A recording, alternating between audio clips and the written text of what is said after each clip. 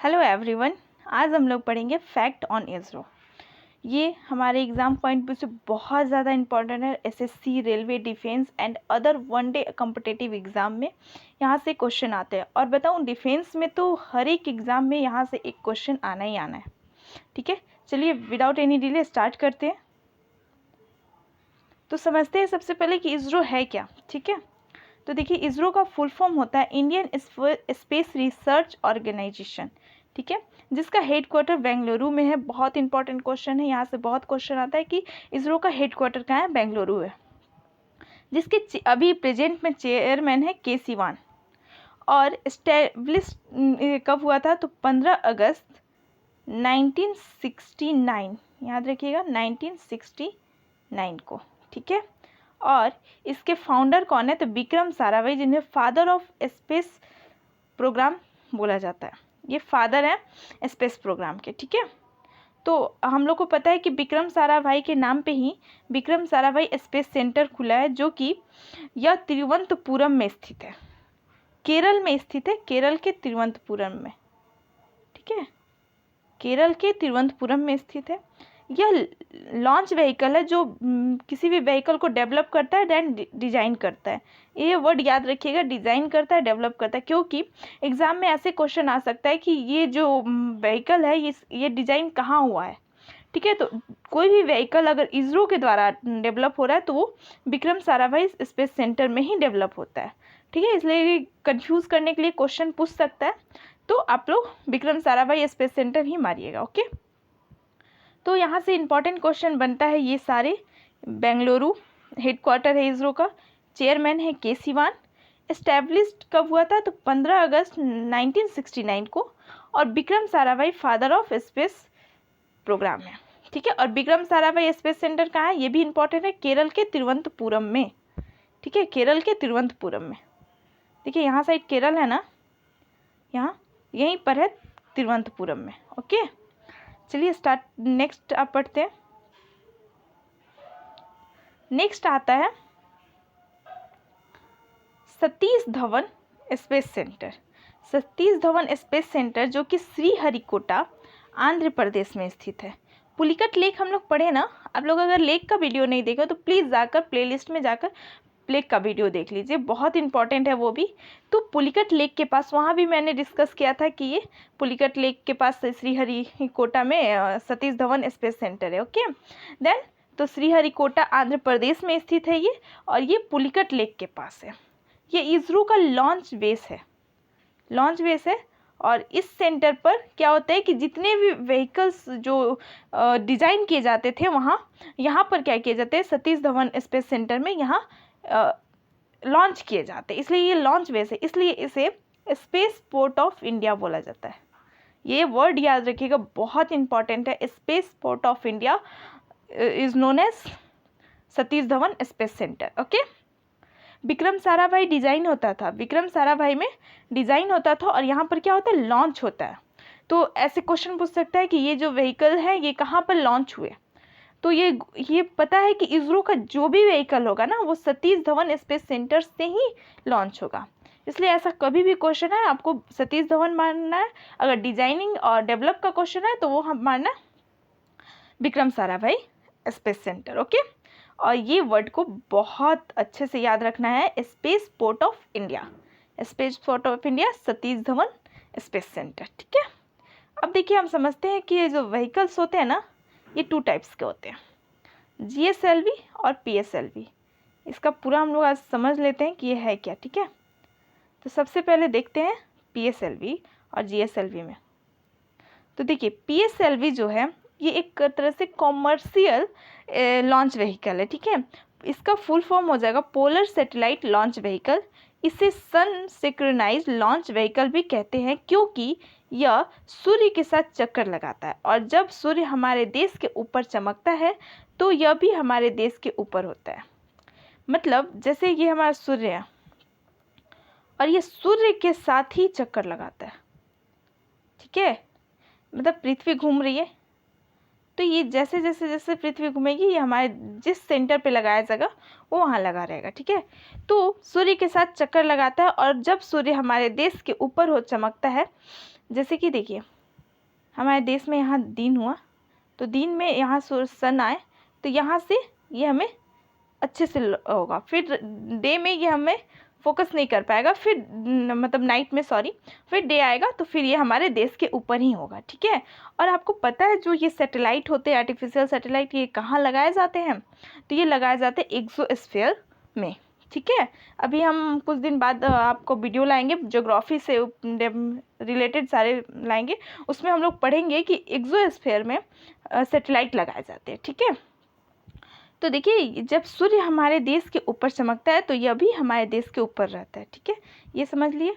अब देखिए अब समझते हैं जीएसएलवी का डेफिनेशन समझते हैं। सबसे पहले जियो सैटेलाइट लॉन्च व्हीकल या geo synchronized and geo stationary vehicle भी कहते हैं, यह पृथ्वी के साथ घूमता है, इक्वेटोरियल लाइन पर घूमता है, ठीक है। इक्वेटर पता है ना, ये 0 डिग्री को इक्वेटर बोलते हैं।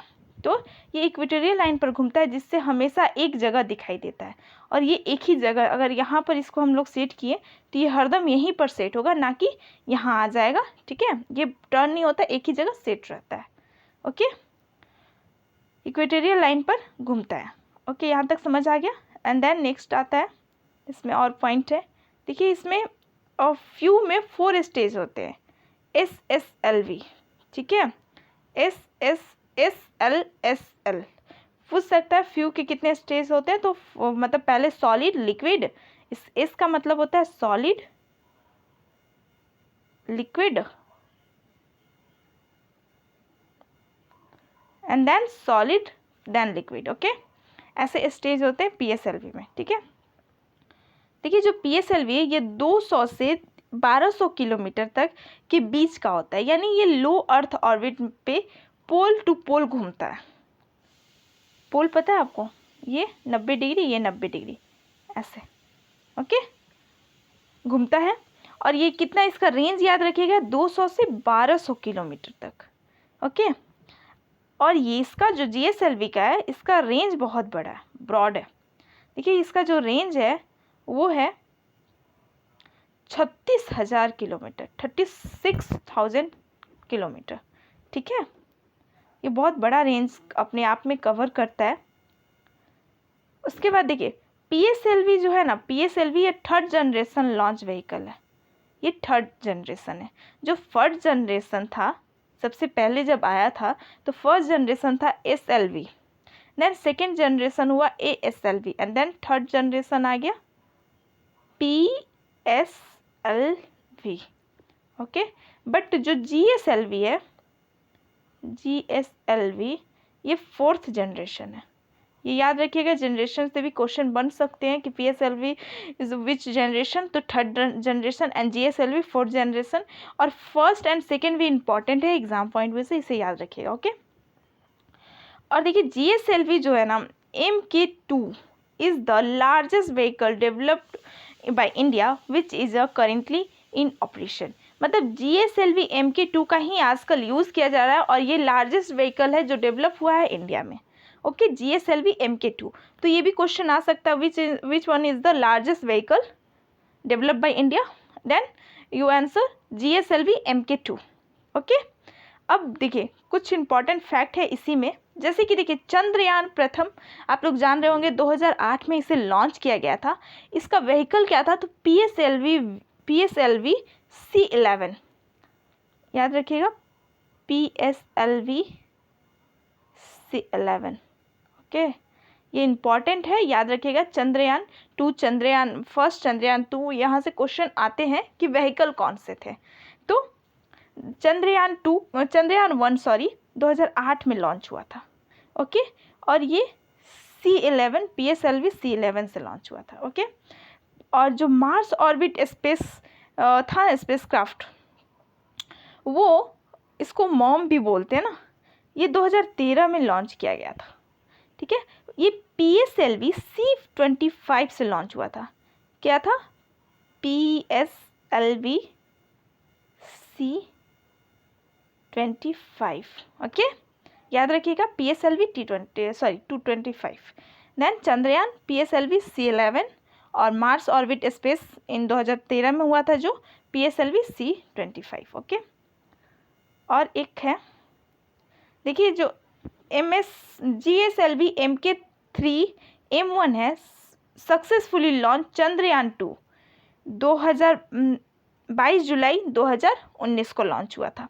तो चंद्रयान-2 भी एग्जाम पॉइंट व्यू से बहुत ज़्यादा इंपॉर्टेंट है, इसलिए इसे भी ध्यान रखिएगा, जो 22 जुलाई 2019 को लॉन्च हुआ था। ये रिसेंटली मतलब 2-3 साल का हुआ है, इसलिए इसका डेट भी याद रखना इंपॉर्टेंट है, 22 जुलाई 2019। Which vehicle? तो GSLV Mk3M1। Okay, then next आता है, अब कुछ इंपॉर्टेंट फैक्ट हैं जो हम लोग देख लेते हैं अभी। देखिए, सबसे पहले India's first dedicated Indian mission to study the sun. India का पहला ऐसा मिशन जो भेजा गया, मतलब भेजा जाएगा, अभी प्लानिंग है, ठीक है, कि सन का स्टडी करने के लिए। तो वो सन का हम लोग को पर्यायवाची शब्द होता है ना, आदित्य। देन आदित्य L1, ठीक है, आदित्य L1 है इसका नाम, जिसका प्लानिंग किया गया है कि 2022 में इसे लॉन्च किया जाएगा। और लॉन्च व्हीकल क्या है? तो GSLV XL। तो देखिए जो X है ना यहाँ, वो उस समय डिसाइड किया जाएगा कि X की जगह पर क्या रहेगा। ओके, तो PSLV XL याद रखिएगा, लॉन्च व्हीकल। और नाम क्या है इसका? Aditya L1, Aditya L1। अब देखिए कुछ और इम्पॉर्टेंट है, इंडियाज फर्स्ट मैंड मिशन, मतलब जिसमें मैन को भेजे, तो Gaganyaan. Okay, first Indian in space, पहले ऐसे इंडियन जो स्पेस में गए। तो देखिए राकेश शर्मा 1984 में गए थे बाई रसिया, इंडिया के थ्रू नहीं गए थे, ये रसिया के थ्रू गए थे। और रसिया के थ्रू गए थे तो ये क्या था? सोयूज T11, ये भी याद रखना होगा। सबसे इम्पोर्टेंट है राकेश शर्मा, डेट क्या था? 1984। ओके, अब देखिए first Indian women into space, ये तो सबको पता है, कल्पना चावला, ठीक है, और ये भी इंडिया से नहीं गई थी, ये अमेरिका से गई थी। Okay, then India's first satellite, India का पहला सैटेलाइट क्या था? तो आर्यभट्ट पहले इंडिया का खुद का नाम था। देन आर्यभट्ट जो सोवियत यूनियन के हेल्प से बना था, और ये कब बना था? 19 अप्रैल 1975 को, 1975 को, ठीक है। अब देखिए एक और है, Rohini was the first satellite to be placed in orbit by an Indian made launch vehicle SLV-3। अच्छा, SLV क्या था कि which generation? SLV is the first generation. Okay, and उसके बाद ASLV ना, second generation, and third generation is PSLV. What is this? PSLV. Okay, and fourth is GSLV. Okay, got it? Rohini was the first satellite to be placed in orbit by an Indian made launch vehicle SLV-3 in 1980. Okay, ये याद रखिएगा। अब देखिए important ISRO centre है, यहाँ से भी बहुत बार क्वेश्चन आ चुका है, और डिफेंस एग्जाम में तो यहाँ से कितने बार प्रीवियस ईयर में आप अगर देखेंगे तो कितने बार यहाँ से क्वेश्चन आया, ठीक है। सबसे इम्पॉर्टेंट है नेशनल रिमोट सेंसिंग सेंटर, जो कि हैदराबाद में स्थित है, इसरो का ही है। उसके बाद आता है Antrix compression limited, marketing arms है ये बेंगलुरु में है। और यहाँ पर हो जाइए, उसके बाद where does ISRO space application centre, ये बहुत ज़्यादा इम्पॉर्टेंट है, ये अहमदाबाद में है। एप्लीकेशन सेंटर कहाँ पर है? अहमदाबाद। ओके, ये याद रखना चाहिए, ठीक है। तो एक बार हम लोग सबसे इम्पॉर्टेंट इसरो का हेडक्वार्टर कहाँ था? इसरो का हेडक्वार्टर था बेंगलुरु था हेडक्वार्टर। फाउंडेड कब हुआ था? 1969, ठीक है। और अभी कौन है, विक्रम साराभाई, और अभी प्रेजेंट में उसके प्रेसिडेंट कौन है, तो के सिवान। ओके, इतना याद रखिएगा। और उम्मीद करते हैं आपको ये सारा वीडियो समझ आया होगा अच्छे से फैक्ट, और इसके बाहर इसरो से क्वेश्चन तो नहीं आने वाला। ठीक है, please do like and subscribe my channel. अगर आपको मेरा वीडियो पसंद आए प्लीज़ लाइक कीजिएगा और शेयर कीजिएगा ताकि मैं आपके लिए आगे वीडियो ला सकूं। Thank you for watching.